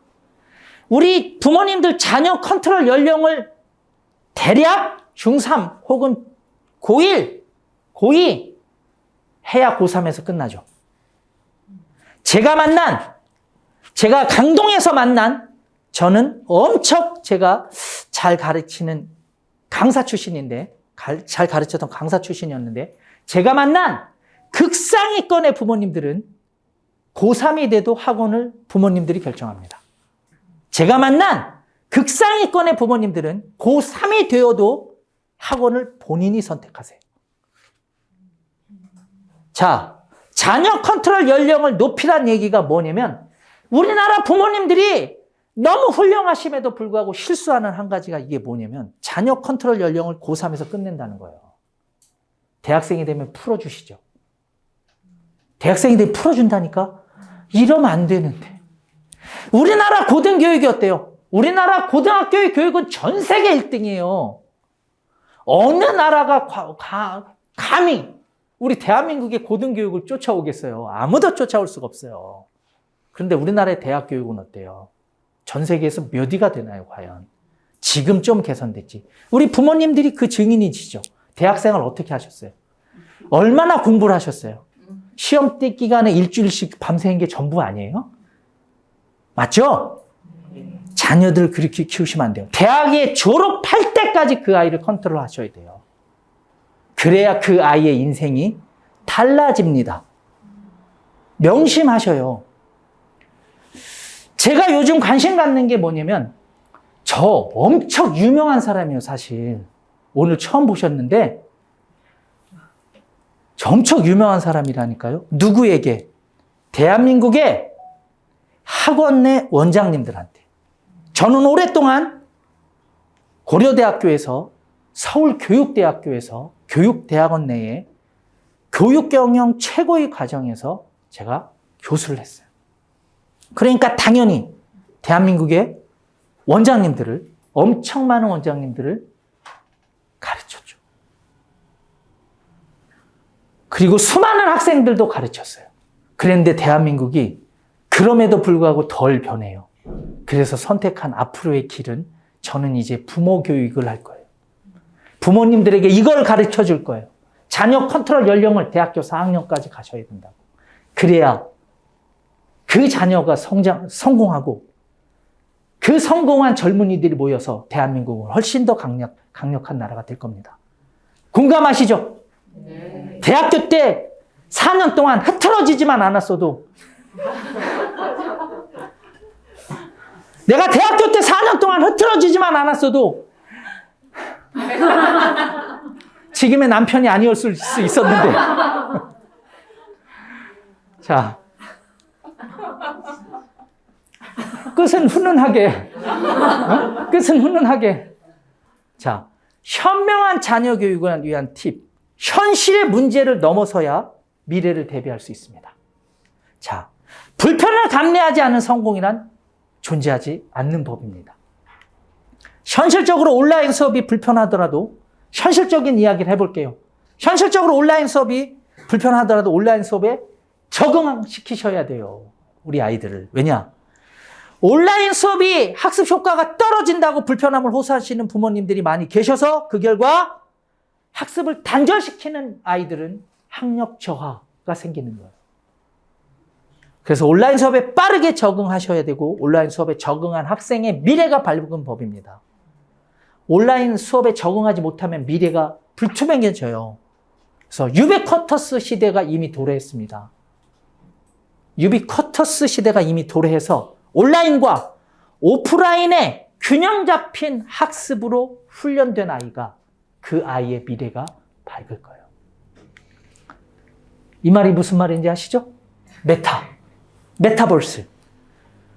미래의 플랫폼. 그래서 페이스북이 어느 금요일날, 2주 전 금요일날 갑자기 회사명을 바꾼다고 했어요. 그래서 메타.com은 460억에 매매가 되었다는 이야기예요. 그 도메인 하나가. 세상은 다른 세상으로 가고 있는 거예요. 다른 세상의 교육으로 가고 있는 거예요. 그래서 구태의연한 교육을 하고 있는 오프라인에 매몰되지 마시라는 이야기예요. 오프라인에 매몰시키면 그 아이의 미래는 어둡습니다. 이 광진에도 유명한 학원들이 있어요. 과연 이 학원들을 오프라인에 매몰되어 있는 건지, 과연 온라인과 유비쿼터스 시대에 알맞는 교육을 펼치는지 판단하셔야 돼요. 자, 이렇게 해서 2부도 마치고 인사드리도록 하겠습니다. 자, 이제 3부 시작해도 되겠죠? 오늘 어떻게 하실 거예요? 오늘 어떻게 하실 거예요? 이 광진의 맘카페가 어떻게 돼야 돼요? 네, 뒤집어져야 돼요. 네. 3부는 그럼 겨울학기 학습 전략과 이제 수학의 힘 소개를 하도록 할게요. 오늘 이 3부의 내용 역시 좋습니다. 자, 어떤 아이가 서울대 의대에 진학할까요? 흔히 이제 공부를 잘하는 아이라고 대답을 하세요. 틀린 것은 아닌데 더 정확한 답은 공부를 잘하면서 수학을 잘하는 아이. 공부를 잘하는데 수학 못하면 서울대도 못 가고 의대도 못 갑니다. 그러니까 당연히 수학을 아주 잘하는 아이로 키우셔야 되겠죠. 그럼 우리나라 부모님들은 이제 시험에 민감하세요. 진짜 민감합니다. 우리나라 부모님들이 참 전 세계 1등인 게 많은데 어쨌든 시험에 민감함도 1등이에요. 시험에 너무 민감하다 보니까 아이의 시험 성적이 좋은 날은 이제 아빠가 일찍 퇴근을 하는데 일단 아이의 성적이 좋으면 아빠가 집에 일찍 오는 게 불안한 나라잖아요. 오! 우리 부모님들은 되게 화목한가 봐요. 아니면 애가 공부를 너무 잘하든지. 그리고 일단 시험을 못 보면 우선은 이제 일단 학원이 바뀌어요. 그만큼 우리나라는 시험에 엄청 민감한 나라예요. 아주 지나칩니다. 그런데 이런 시험에 지나친 민감함이 저는 대한민국을 강하게 만들었다고 믿습니다. 저도 집안이 쫄딱 망하고 진짜 없는 살림에 유학을 갈 수 있도록 많은 사람들이 도왔어요. 남이 도왔겠어요? 없는 살림에 그냥 없는 형편에 십시일반 모아서 갔어요, 저는. 돌아와서는 제가 10배 이상으로 다 갚았어요. 10배가 뭐야? 100배로 갚은 사람도 있어. 집을 사준 사람도 있으니까. 지금 그 집이 얼마겠어? 자, 시험에 대한 지나친 민감함이 대한민국을 강하게 만들었어요. 이 믿음은 되게 커요. 대한민국을 강하게 만든 힘은 우리 부모님들의 힘이에요. 이 교육에 대한 열정. 교육에 대한 열정이 지나치다 보니까 시험에 대해 당연히 민감할 수밖에 없는 거고, 이 구조의 나라인 거죠. 자녀가 중학생이 되는 시기에 영어와 수학 학습에 이제 또 좀 더 민감해지시게 됩니다. 좋은 학원을 이제 찾으려고 이제 애를 쓰죠. 그래서 이제 좋은 학원을 찾다 보니까 이제 어학원은 이땡땡 어학원이 아주 유명한 어학원이 되는 거고, 이름을 굳이 말하진 않아도 다 아시잖아요. 그렇죠? 네. 모르시는 분들을 위해서는 이따 밖으로 나오시면 알려드릴게요. 자, 그 다음에 이제 수학학원도 이제 여러 군데를 이제 알아보시면서 다니세요. 자, 근데 이제 부모님들이 영어와 수학 학습에 대해서 이해 차이를 이제 극복하셔야 될 게 있는데, 우리 부모님들한테는 가장 어려운 과목이 영어와 수학이었습니다. 저는 수학의 정석으로 공부했어요. 어떤 사람이 이런 오해를 하더라고요. 수학의 정석을 누가 썼어요? 홍성대. 할아버지께서 쓰셨거든요. 저희 아버님의 성함은 홍성은이에요. 누가 그러는 거예요? 수학의 힘의 저자인 홍정환은 홍성대의 자녀라고. 뭐 집안이라고 이런 얘기를 너무 많이 들었는데 그냥 먼 친척인 거지. 수학의 정석과 수학의 힘은 다른 거예요. 자, 우리 부모님들한테 영어와 수학은 가장 어려운 과목인데 아이들한테는 그렇진 않아요. 저는 수학의 정석과 해결의 법칙, 즉 해법밖에 없던 시절에서 공부를 했고, 우리 부모님들은 그 다음 세대에 개념 원리로 공부하시는 세대들이죠. 지금은 어때요? 진짜 출판사마다 쏟아내는 책들이 너무너무너무 많습니다. 요즘 아이들은. 저 고등학교 때는 영어, 수학 모두, 제가 조금 좋은 고등학교를 다녔는데 영어, 수학 모두 평균이 40점, 60점 이상, 80점 이상 수였어요.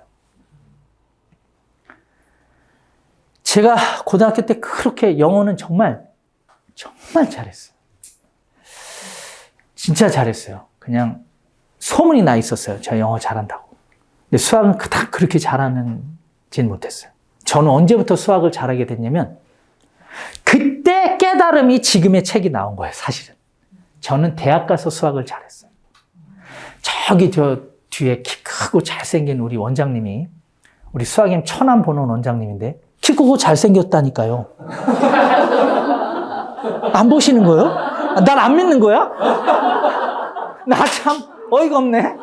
자, 저 키 크고 잘생긴 원장님은 서울대 기계공학부 출신이고 실리콘밸리와 삼성전자의 사장실? 네, 사장 부속실에서 근무하셨던 엘리트 원장님이에요. 대원고등학교. 아, 대원고등학교. 네, 대원고등학교 나오신, 대원고등학교 출신이에요. 네, 맞아요. 대원고등학교 출신에. 자, 저는, 우리 원장님만큼 고등학교 때 수학을 잘하진 못했어요. 근데 대학교 때 제가 수학을 잘하게 됐어요. 이유가 대학교를 갔는데 먹고 살아야 되는데 과외가 이제 들어오잖아요. 근데 영어만 가르치고 싶은데 지금은 영어 선생님 따로 수학 선생님이 따로 시대인데 우리 때는 그냥 무조건 영어 수학을 같이 해야 되는 거예요. 그래서 고등학교 2학년, 3학년들을 수학을 가르치다 보니까 내가 잘하게 됐어요. 그때 아이들을 가르치면서 깨달은 노하우를 녹여놓은 책이라고 보시면 돼요. 이해 가셨죠? 네. 아, 진짜. 그래서 대학을 다시 가고 싶었어요. 이제 수학을 잘하게 됐으니까.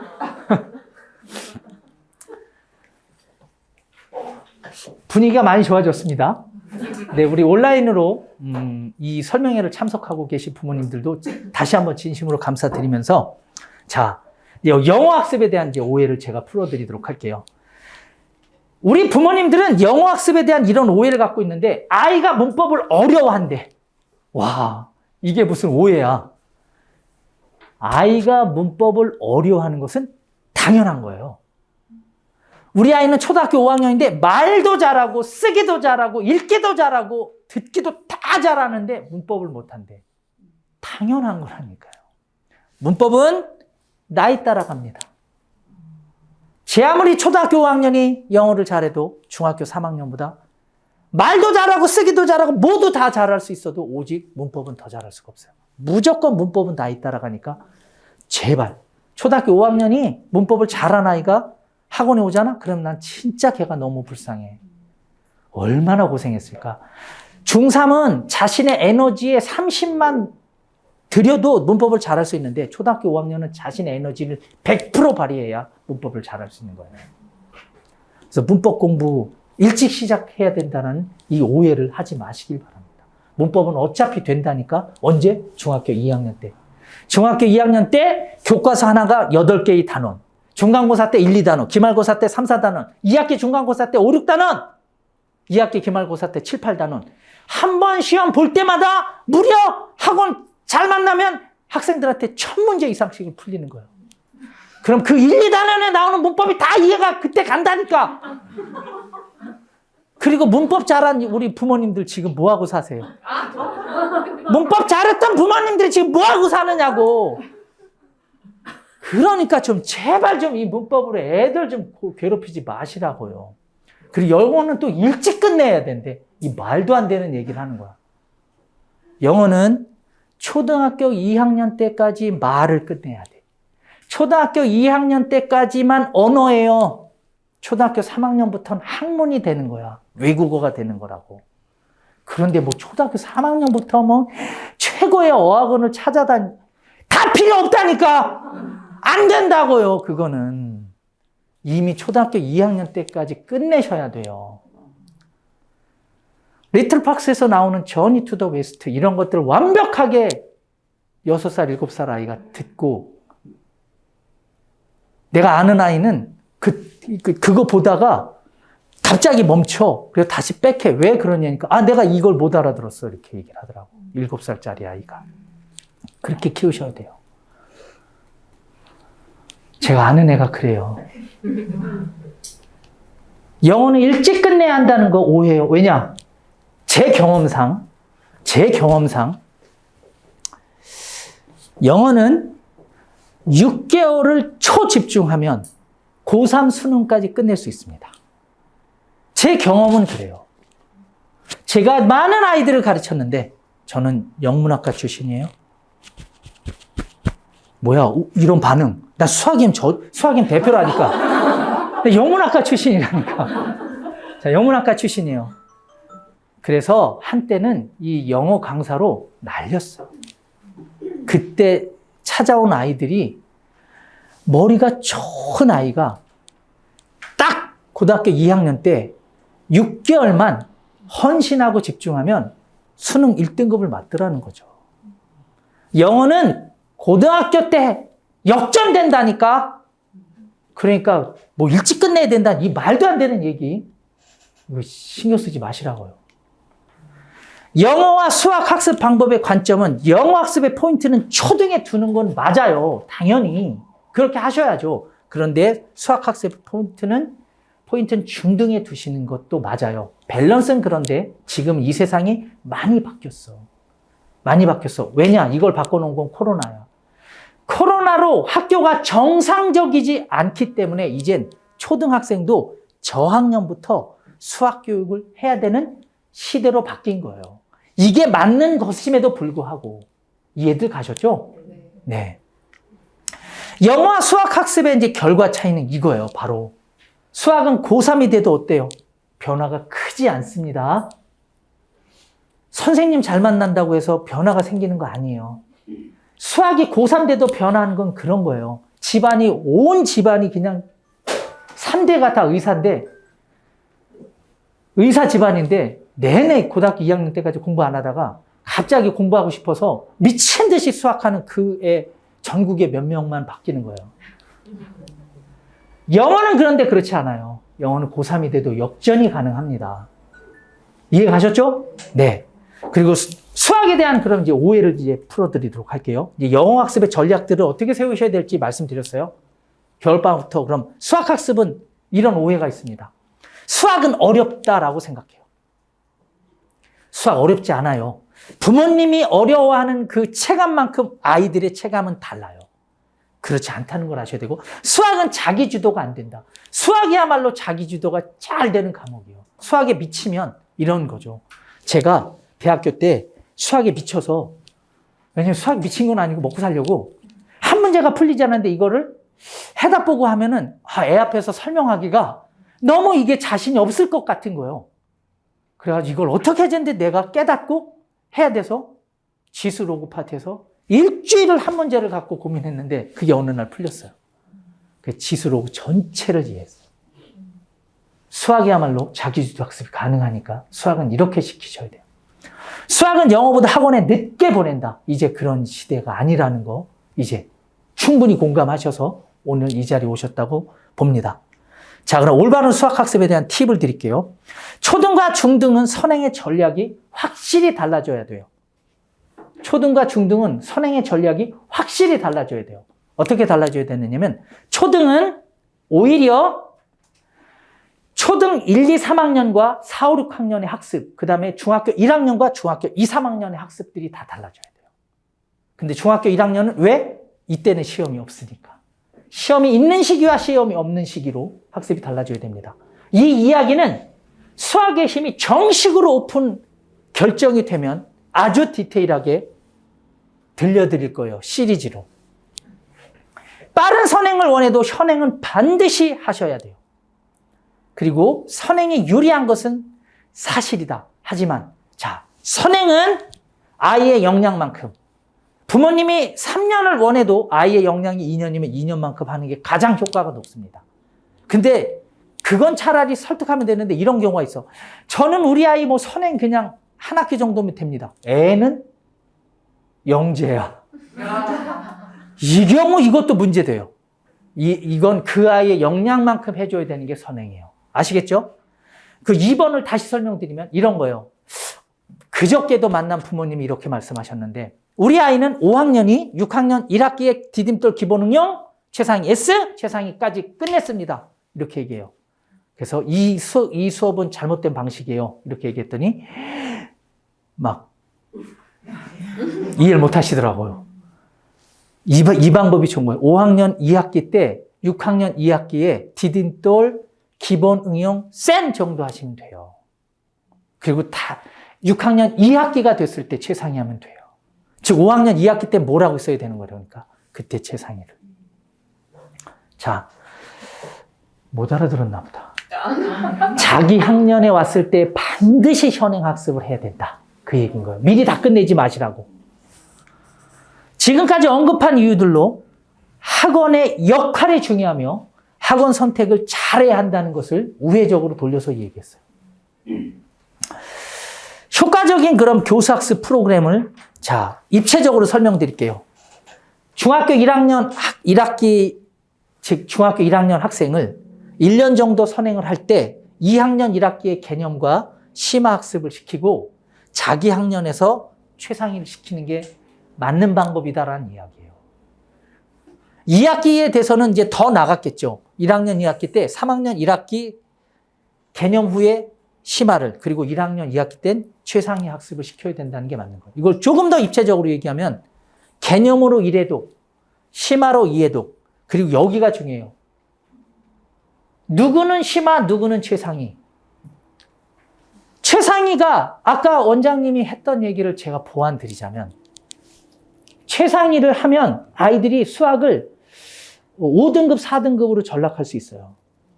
근데 심화까지 하면 2등급을 맞을 수 있어요. 이게 뭔지 설명드릴게요. 우리 부모님들이 이런 오해를 하고 있는데 제가 이런 분들을 너무 많이 만나 봐요. 진짜 많이 만났어요. 우리 아이는 최상위를 곧잘 합니다. 네? 대단한 애네요. 근데 시험 성적은 아니야. 최상위를 그럼 어떻게 풀리셨어요? 80% 정도는 하던데요.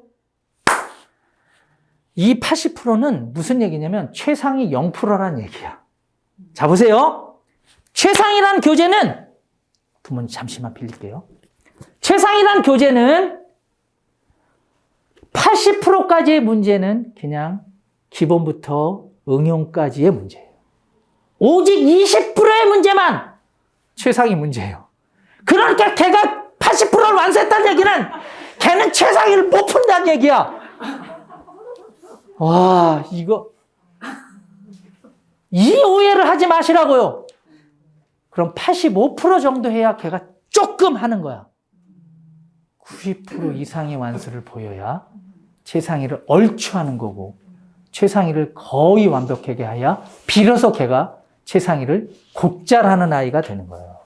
여기에 상당한 오해가 있어서 그냥 전국에 원래 최상위가 만들어진 이유는 4% 아이들에게 적합선데 전국에 60% 아이들이 최상위를 공부하고 있어요. 그 얘기를 아까 하시고 싶었던 거예요. 이해가셨죠? 그래서 심화를 차라리 반복하는 게 더 낫더라. 심화를 반복시키는 게 더 낫더라. 이 점을 명심하시기 바랍니다. 그럼 이제 수학의 힘이 어떤 장점이 있는지 이제 슬슬 이제 수학의 힘 소개로 살짝 넘어가 볼게요. 저희 수학의 힘 클래스의 교수학습 장점은 우선 단계별 반복 심화학습. 요즘 아이들이 부모님 세대보다 수학을 잘하는 이유, 우리는 개념 원리로 공부했고 요즘의 아이들은 개념서, 유형서, 심화서, 심화 최상위서를 단계별로 반복 학습하다 보니까 요즘 아이들이 수학 학습을 체득하는 시스템이 달라서 잘하는 거예요. 우리 부모님들은 지능이 85고 우리 아이들이 120인 게 아니라 지능은 대한민국은 전 세계 1, 2등이잖아요. 홍콩하고 이게 바뀌잖아요, 매번. 공부 좀 하셔야 되겠어요. 자, 그래서 수학을 가장 잘하는 방법 중에 하나가 뭐라고요? 개념학습, 유형학습, 심화학습, 최상위학습, 경시학습으로 연결시켜서 반복시키는 거예요. 그래서 우리 교재를 개념교재, 유형교재, 심화교재, 심화최상위 교재, 경시교재로 5단계로 교재를 구성해서 수학의 힘의 초등부 교재는 알파1, 알파2, 베타, 감마1, 감마2 이렇게 해서 5단계로 교재를 만들었고 중등 교재는 개념 유형, 유형 심화, 심화 최상위, 최상위 경시 이렇게 해서 5단계로 교재를 만들었어요. 이해가셨죠? 왜 이런 교재를 만들었는지. 아마 제가 만들었죠. 저 혼자 만든 건 아니고 저희 교재는 천재교육과 만들었어요. 천재교육의 빅데이터를 가지고 만든 거예요. 저희 교재는. 대부분의 다른 학원들처럼 짜집기한 교재가 아니고요. 짜집기한, 여기 이 일대에 있는 학원들도 큰 학원들이 교재들을 대부분 짜집기 했어요. 뭐 그냥 기역으로 시작하는 학원도 짜집기를 했고 니은으로 시작하는 학원도 짜집기를 했어요.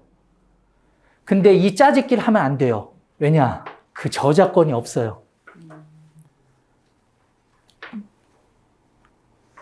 이 저작권 굉장히 저는 중요하다고 생각해요. 제가 미국에서 공부하고 캐나다에서 공부했기 때문에 이 저작권이 없어요. 그 책에는 기역으로 시작해서 4글자로 끝나는 학원과 니은으로 시작해서 세 글자로 끝나는 학원들도 다 교재를 만들었다니까요.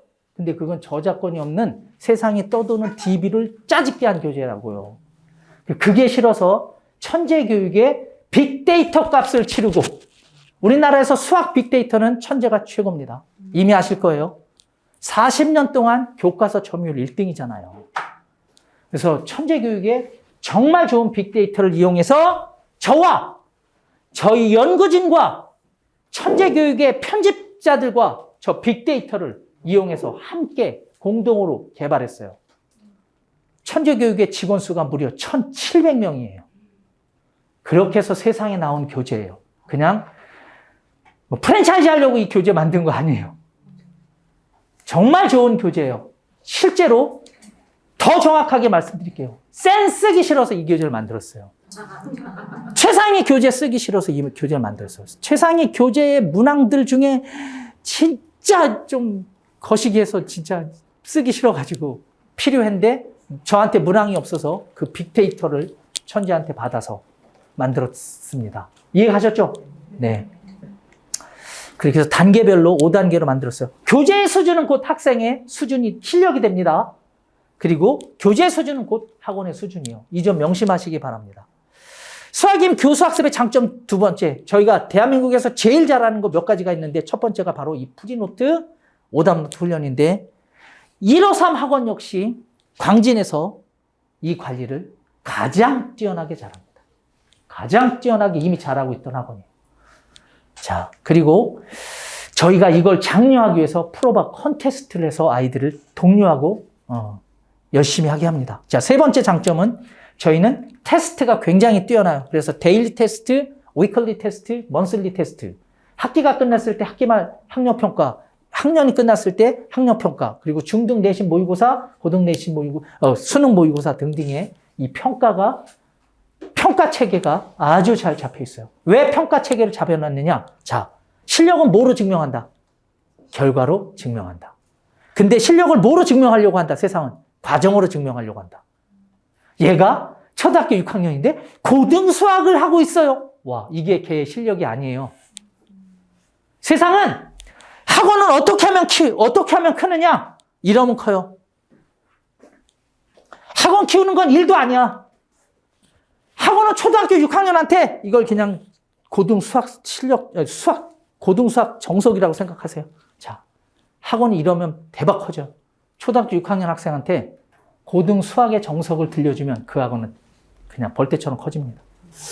근데 그 아이들의 실력은 과연 초등학교 6학년 학생이 고등 수학을 할 수 있는지를 증명은 안 된 거예요. 그 증명을 해주는 것이 그 증명.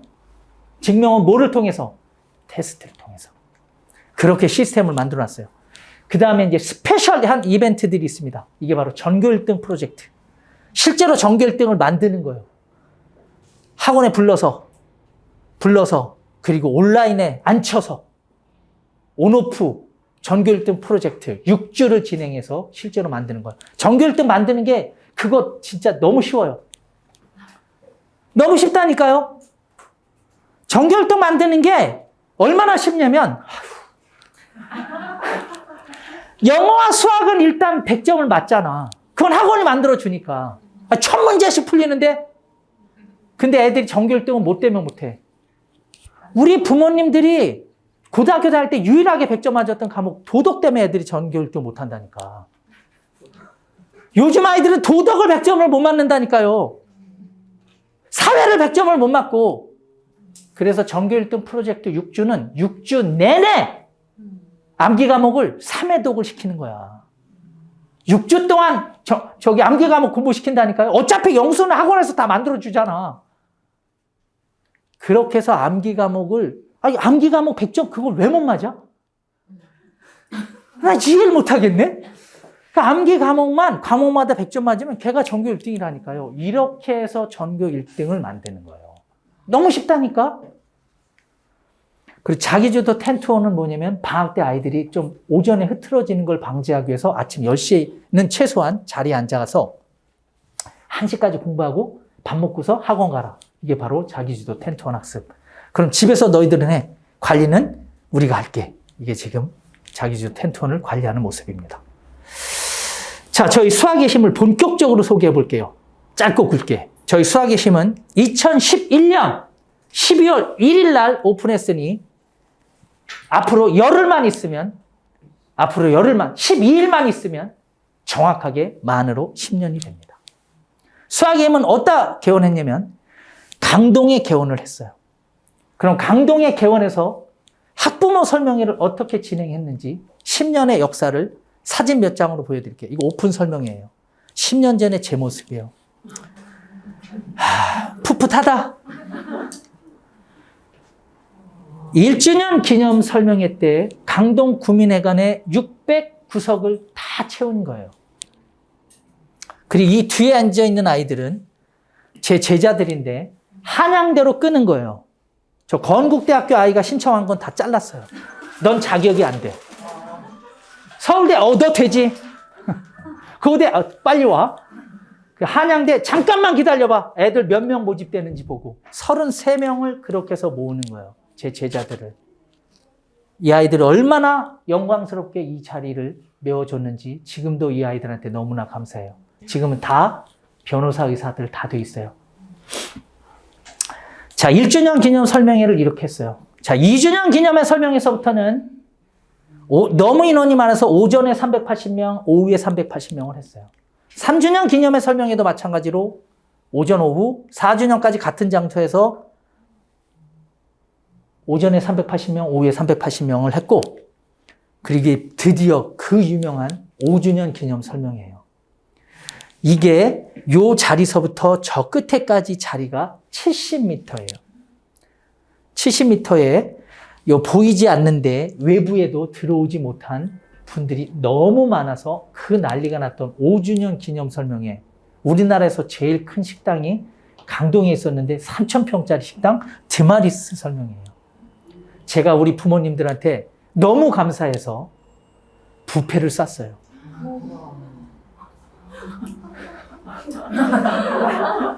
드마리스 부페를 쌌어요. 몇 명이 왔는지도 몰라요. 그냥 몇 천만 원 했어요. 제 아내의 차는 스파크예요. 제 아내의 차는 스파크입니다. 제 생활의 신조가 겸손하게 살자, 검소하게 살자, 건전하게 살자예요. 근데 우리 부모님들한테는, 재혼생 부모님들한테 쏜 거예요. 재혼생 부모님들이 굳이 꼭 데리고 오시고 싶은 지인, 혹시 데려오셔도 됩니다. 이게 지인 초청 드마리스 5주년 기념 설명회. 6주년 기념 설명회, 7주년, 8주년, 9주년 부터는 이제 이런 설명을 못했어요. 코로나 때문에. 그리고 올해 10주년 기념 설명회는, 자, 1차는 우선 현장 30명 풀 마감, 그리고 온라인 300명 그냥 마감. 왜냐면 줌이 300명밖에 안 돼서. 300명밖에 못 들어왔어요. 그래서 이제 앵콜 설명회를 곧 진행할 거예요. 10주년 그리고 9주년 때는 또 이것도 못해서. 줌이 난 또 300명이 있다는 걸 또 올해 알았잖아. 작년엔 100명밖에 없는 줄 알고 100명짜리로 나눠서 12번을 했어요. 죽는 줄 알았어요. 설명 12번 했다니까요.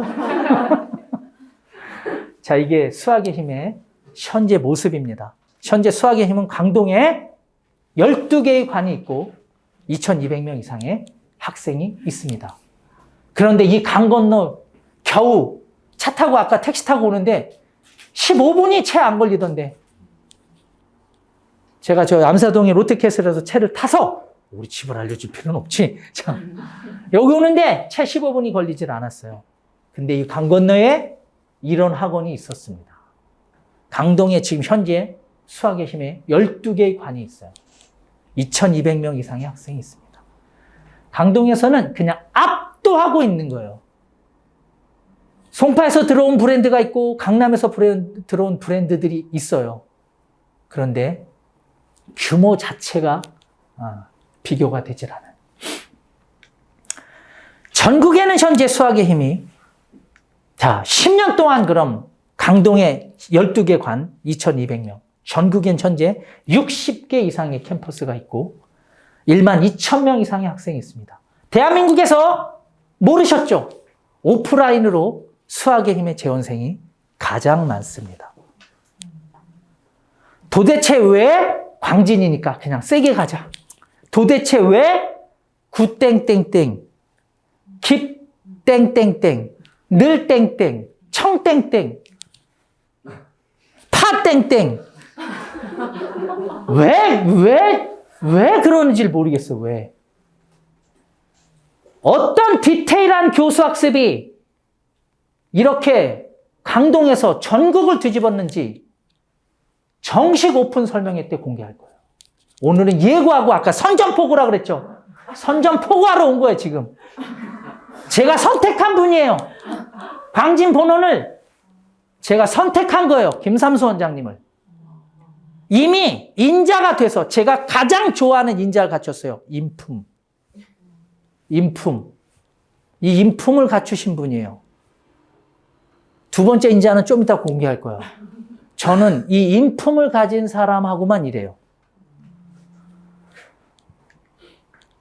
2020년도 저희 대입 실적이에요. 서울, 분당, 대전, 광명, 송도 등의 6개 캠퍼스에서만 현재 올해도 비슷해요. 서울대 71명, 고려대 50명, 연세대 24명, 의대 61명. 저희는 고등학교 실적 내걸지 않습니다. 고등학교 실적, 그거 안 중요하잖아. 진짜 실적은 뭐야?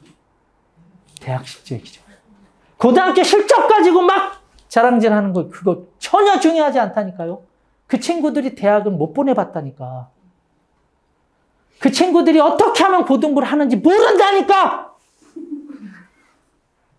영적을 많이 보내고 과거를 많이 보냈다라고 해서 대학을 보낼 수 있는 건 아니에요. 대학을 보내는 건 다른 거야. 그건 다른 거. 말했죠. 이제 대학을 잘 보내려면 아이의 성향까지 개선시켜야 된다고요. 10년이면 강산이 변한다고 합니다. 10년 동안 아무런 변화도 없고 성장도 없는 학원들이 너무 많아요. 진짜 조심스러운 얘기니까 목소리 낮출게요. 누군가를 비유하고자 하는 얘기는 아니에요. 10년 동안 아무런 변화도 없고 성장도 없는 학원들이 있어요. 이런 학원은 선택하지 마세요. 이런 학원은 분명한 것은 2022년도에도 이런 학원은 변화가 없습니다. 왜? 성장이 없을 것이기 때문이죠. 비전 2022를 선포하도록 하겠습니다. 수학의 힘 10년에 드디어 이제 수학의 힘 본원을 광진에 오픈합니다. 자, 그러기 위해서 오늘 1차적인 시도는 초등 6학년, 즉 예비중학교 1학년에 수학의 힘 클래스가 먼저 오픈이 돼요. 먼저 오픈이 돼서 선을 베고, 자, 이게 이제 풀어야 할 숙제예요. 3관, 수학의 힘관을 오픈할 거예요. 근데 건물이 없어요. 혹시나 오늘 저기 설명회를 듣고 계시는 우리 부모님들 중에 광진의 요 학원가에 건물을 갖고 계시면 연락 주시기 바랍니다. 연락 주시기 바랍니다. 제가 간절히 찾고 있어요. 그래서 시작은 12월, 1월에 하고 싶었는데 건물이 없어서 나오는 대로 할 거예요. 저희는 큰 건물 필요 없어요. 그냥 40-50평이어도 일단 주시기만 하시면 돼요. 저희 강동에도 40평부터 90평짜리 건물로 12개예요. 40평부터 90평짜리로 12개가 있어요. 그렇게 가면 돼요. 필요한 건 300평 이상이지만 그렇게는 없잖아, 아예. 그러니까 그냥 50평도 상관없으니까 일단 연락 주시기 바랍니다. 아니, 혹시 현장에 계신 부모님들이 가시기 전에 연락 주셔도 돼요. 3관을 오픈하도록 하겠습니다. 이건 수학의 힘관으로 오픈할 거예요. 자, 저희가 12월에는 의뢰 본원을 오픈합니다. 다음 주 월요일 날이 위례본원 설명이에요. 그리고 1월에는 미사직영관을 오픈합니다. 12월 14일이 저희 미사직영관 오픈 설명이에요. 또 하나 반가운 소식은 수학임 대치센터가 오픈될 거예요. 대치센터 이름은 바로 메타스쿨이에요. 2022년 2월에 대치동에 진출해서 이 메타스쿨에서 메타매스, 메타사이언스, 메타잉글리시, 메타입시. 전 영문학과 출신이라 그랬죠.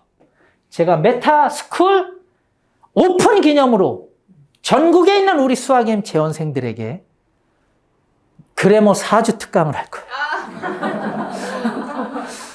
줌으로 300명을 동시에 오픈 기념으로 이런 세상을 수학의 힘이 준비하고 있는 거예요. 오프라인에서 막 뭐 실적 갖고 자랑 이런 거 아니고 실질적으로 부모님들한테 줄 수 있는 건 이런 것들이에요. 그래서 여기 광진에서도 최고의 아이들이 초등학교 최고의 아이들이 올림피아드 3% 수업이 필요하죠. 맞죠? 그럼 그걸 메타스쿨에서 강의하고 여기에서 수업 관리를 받는 시스템이에요. 온라인으로 강의하고 관리는 학원에서 하는 거예요. 집에서 듣는 게 아니에요. 집에서 되겠냐고. 학원에 와서 이렇게 듣는 거야. 이 강의를. 지금 온라인 줌으로 이 강의를 듣듯이 이 시스템이에요. 강의는 온라인으로 하는데 관리는 오프라인에서 직접 하는 거예요. 원장님이 직접. 초등학교 4학년부터 올림피아드 3% 수업이 최고의 우리 수학의 힘의 부원장급들은 다 개발자들이에요. 저희 본원의 부원자급들은 다 개발자들이에요. 이런 분들의 수업이에요. 얼마나 좋겠어요. 그렇죠? 네. 수학의 힘과 메타스쿨과 폼수학은 정식 설명회 때, 정식 오픈 설명회 때 공개하도록 할게요. 제가 오늘 남겨둔 내용이 많아요. 정식 오픈 설명회 때 다시 들려드리려고. 간단하게 나면 수학의 힘하고 폼수학은 뭐가 다른 거예요? 수학의 힘은 초등 4학년부터 고등학교 3학년까지고 초등 1, 2, 3학년에 최적화된 독해 플러스 교과 수업이에요. 독해 플러스 교과 수업이에요. 우리나라 최초에 만들어진 독해력 플러스 교과. 제가 만들었어요. 왜 만들었냐면 이걸 만든 이유는 작년에 코로나가 터지고 아이들이 초등학교 1, 2, 3학년 때 수학 교육이 제대로 되지 않는 이 현실을 너무 가슴 아파서 만들었어요. 우리 목표는 전국 3만 명입니다. 또한 우리의 목표는 대한민국 최고의 수학 교육입니다. 수학의 힘은 우리나라에서 가장 친절한 학원입니다. 제가 김삼수 원장님을 선택한 이유예요. 아까 1번이 뭐라 그랬어요? 인품. 두 번째, 몸에 밴 친절함. 왜 그럴까요? 제가 되게 가슴 아픈 얘기 하나 할게요. 얼마 전에 네이버 뉴스에 잠깐 나고 사실은 제가 그 후로 너무너무 가슴이 아픈 사건이 있어요. 대전에서, 제가 어제는 대전을 갔다 왔어요. 우리 대전 본원의 겨울학기 설명회를. 얼마 전에 우리 부모님들도 아시는 뉴스 내용일 수도 있는데 얼마 전에 대전에서 중학교 1학년 한 학생이 학원 건물에서 추락하는 일이 벌어졌어요. 뛰어내린 거예요. 나뭇가지 한 번 걸렸는데 그 나뭇가지가 걸려서 다행이었는데 이제 복부를 관통했고 결국은 추락했는데 그걸 너무 많은 시민들이 본 거예요. 떨어진 이유는 레벨이 하나 떨어졌다고. 너무너무 이 소름 끼치는 현실이에요, 이게. 이게 왜 필요한지를 아셔야 돼요. 저희 학원은 선생님들한테 이렇게 가르쳐요. 지적질하지 마라. 충고하지 마라. 지적질도 하지 말고 충고하지 말라고 가르쳐요. 우리 슬로건 자체가 친절함의 끝을 보여주세요. 친절함의 끝을 보여주세요. 이게 이유가 있어요. 엄마 어때요, 엄마? 자녀를 대할 때.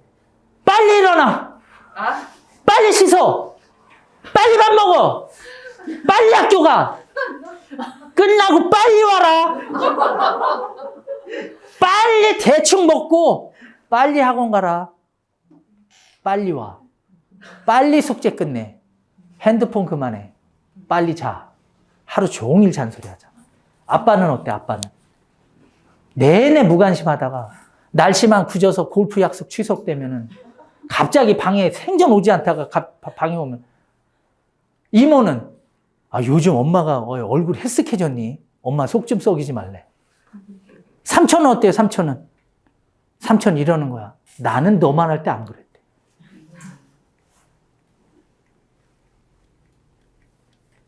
외할아버지, 외할머니는 엄마 걱정한다고. 근데 오직 자기를 너무너무 예뻐하는 게 누구야? 할아버지, 할머니. 근데 요즘은 모계중심 사회잖아. 잘 안 가잖아. 이게 우리 아이들의 현실이에요. 그럼 학교는 어때요? 초등학교 땐 그래도 나. 중학교 가면 이래. 아니, 과목이 왜 이렇게 많아? 선생님들의 잔소리가 한 사람이면 좋겠는데 초등학교 땐 담임이 하나니까. 근데 이건 중학교 갔더니 과목이 몇 개야. 거기서 끝나질 않아요. 학교 밖에 나왔더니 영어학원 갔더니 영어 선생님이 난리. 국어학원 갔더니 국어 선생님 난리. 과학학원 갔더니 이젠 또 과학 선생님까지 난리. 오직 수학학원 수학의 힘에 왔는데 우리 선생님이 그럴 수도 있지라고 얘기해 주는 거야. 숙제 못 해올 수도 있지. 네가 오죽하면 숙제를 못 했겠어. 여자친구랑 헤어졌다고? 그럼 숙제 못 할 수도 있지. 감정적 교감을 하고 세상에 내 얘기를 들어주는 유일한 어른이 되라. 이게 우리 교육이에요.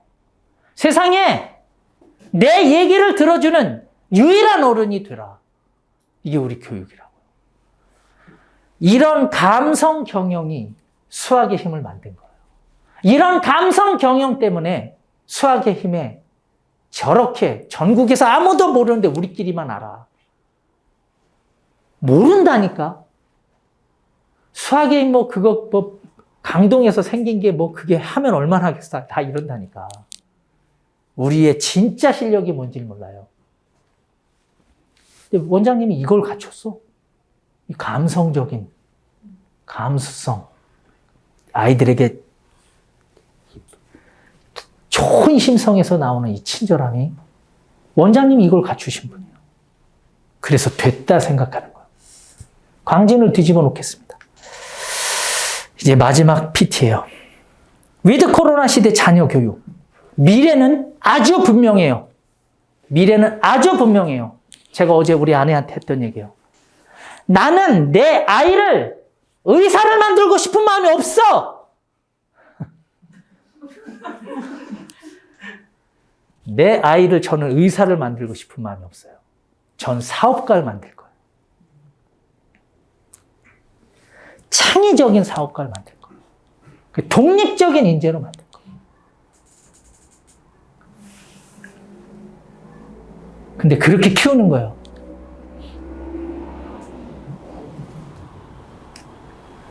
매출이 100억이 돼도 스파크를 타는 모습을 보여주는 거예요. 10년 된 골프가 제 차예요. 이런 것이 아이를 독립적인 아이로 키울 거라는 믿음과 확신 때문에 그렇게 실천해 가는 거예요. 물론 회사에 다른 차도 있긴 있어요. 또 나중에 제가 다른 차 탄 거 보고 또 오해하지 마시고. 제 개인 차는 그렇다는 거예요. 개인 차. 제 개인의 차와 회사 차는 좀 다르잖아요. 그렇죠? 전 제 개인의 차와 회사 차가. 미래는 분명 창의적이고 독립적인 아이의 것입니다. 이거는 절대 변하지 않아요.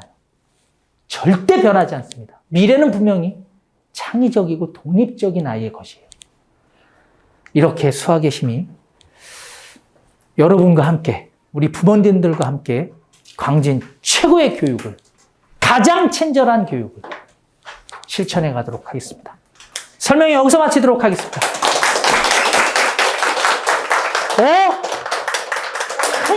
실수를 했네요. 큰 실수를 했네요. 자, 잠깐만요. 그러면 제가 두 장은 원장님께 드리고 두 장은 제가 드릴 건데 오늘 맘카페에 글 올리실 분 손 드세요. 제일 먼저 일단 손을 드셔서 자, 오늘 광진의 맘카페를 완전히 뒤집어 놓으셔야 돼요. 자, 우리 온라인으로 참여해 주신 분들께 정말 감사드리면서 오늘 설명회가 너무 좋았고 스타벅스 쿠폰이 아니 스타벅스 커피를 좋아하시는 부모님 손 한 번만 들어. 어우, 야, 바로. 자, 이렇게 해서 저는 마치도록 하겠습니다. 네, 제가 마무리하겠습니다. 그 앞에 어머님 두 번이 손 드셨어요. 네네네네네. 주십시오. 네. 어떻게 잘 들으셨죠? 네. 사실은 저희가 3관을 오픈할 뻔 했어요. 사실 자리가 났었는데, 여기 왜 베스킨라빈스 있잖아요. 거기 위에 하나은행이 나가면서, 저희가 글이 들어가려 했는데, 거기가 키즈컬리지가 들어온다 그러더라고요. 그래서 하나은행이 키즈컬리지를 데리고 아예 그 아래 베스킨라빈스 사장님이 건물 주예요. 가서 물어봤더니, 벌써 하나은행에서 그 사람 데려와가지고 키즈컬리지 들어온다고 요새 막 붙이고 다니더라고요. 그래서 저희가 거기 들어갈 뻔 했는데 놓쳤고요. 하여튼 계속 저희가 좀 대로변 쪽으로 사실은 1관, 2관 사이에 있어야지 조금 우리 아이들이 오기가 편할 것 같아서 계속 거기를 보고 있습니다. 많이 도와주시고 오늘 설명회 통해서 사실은 아까 제가 이제 많이 도와달라고 말씀을 드리고 싶고 사실은 이 광진구에서 가장 큰 학원이 되도록 노력하겠습니다. 도와주십시오. 감사합니다.